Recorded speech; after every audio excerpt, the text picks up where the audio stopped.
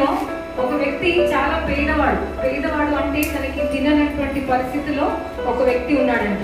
So ఆ వ్యక్తి ఆ పరిస్థితిలో ఉన్నప్పుడు, ఆ కరువులో బాధపడుతున్నప్పుడు పక్క నుండి మరొక వ్యక్తి వెళుతున్నాడంట. ఆ వ్యక్తి ఈ వ్యక్తి యొక్క దీన పరిస్థితిని చూసి, అంటే తనకి ఆహారం లేని పరిస్థితి, ఆరోగ్యం లేని పరిస్థితి, కొనుక్కోవడానికి కూడా ఏది కూడా లేనటువంటి పరిస్థితిని చూసి ఆ పక్కన ఉన్నటువంటి వ్యక్తి ఏం చేశాడంట అంటే తన దగ్గర మొత్తం 7 రూపాయలు ఉన్నాయంట. ఎన్నున్నాయండి?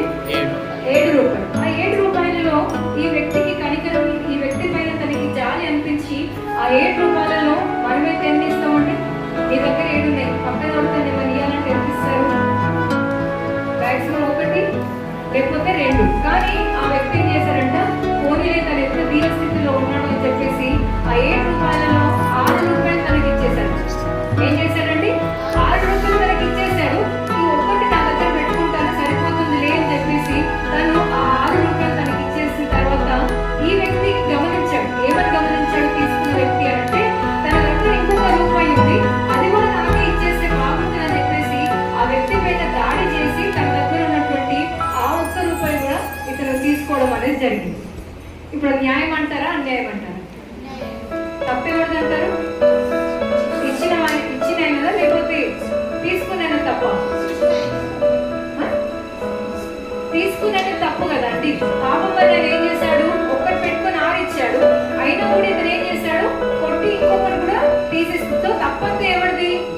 గట్టిగా చెప్పండి, తప్పంతా ఎవరిది? ఇచ్చినవాడు తప్ప కాదు. అదే రీతికి ఎందుకు చెప్తున్నారంటే, ఆ 7 రూపాయలు ఇచ్చిన వ్యక్తి ఎవరో కాదు, దేవుడు. 6 రూపాయలు తీసుకున్న వ్యక్తి ఎవరో కాదు, మనం. ఎందుకంటే దేవుడు ఏం చేశాడు, మనకి ఎన్ని దినాలు ఇచ్చాడు? వారంలో 6 దినాలు మనకి ఇచ్చాడు. మీరు ఉద్యోగం చేసుకోండి, మీ కుటుంబాల కొరకు, మన కొరకు అనేది 6 దినాలు మనకి ఏమి ఇచ్చాడు?